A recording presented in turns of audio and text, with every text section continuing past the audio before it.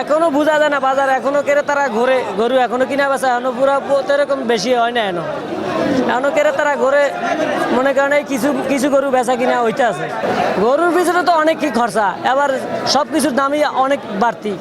যদি দাম পাই তাহলে তো মনে করেন হইবি, আর যদি দাম না পাই তাহলে তো লসের মুখে আছি। সেপনিল প্রাণঘাতী জীবাণুদের বিরুদ্ধেও দারুণ কার্যকর। মোটামুটি আল্লাহ রাখলে আছে মধ্যম সাইজে, বাড়তিও না কমতিও না। এখন বর্তমান দরদামে কিছু কইতে আছে লাইন ছাড়া বে লাইনে একবারই কম, আবার কিছু আছে লাইন মতন, কিছু বেচা কিনেও চলতে আছে। লোক আছে, লোক এখনো গরু কিনার আগ্রহতা কম।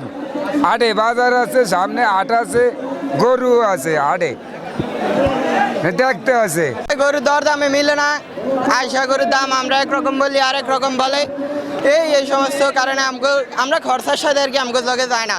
খরচার সাথে যাইলে তো আমরা বেশি লইতাম। আর গরু বেচা কিনা বাজারে একদম কম হয়। মোটামুটি এখন পর্যন্ত মানে 10-12টা গরু বাজারে বেচা কিনা হয়েছে।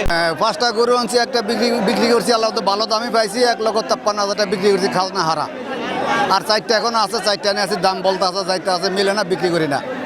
ভালো মনে মনে মিললে দিয়ে দিব, দামে তো মিলে দিয়ে দেবো।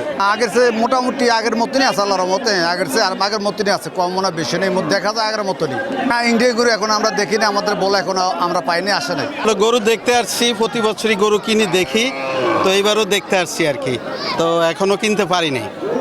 দাম তো এখন অনেক সময় গরুর সাথে দাম হচ্ছে না, তারপরও মিলজিট করে কিনতে হবে আর কি। কিছুটা বেশি মনে হচ্ছে, বেশি। এই বাজারে ঘুরছি, ঘুরিয়া দেয় যে মোটামুটি বাজার চলে, কোনো কিনা বেচা করি নাই, করার চেষ্টা আছি।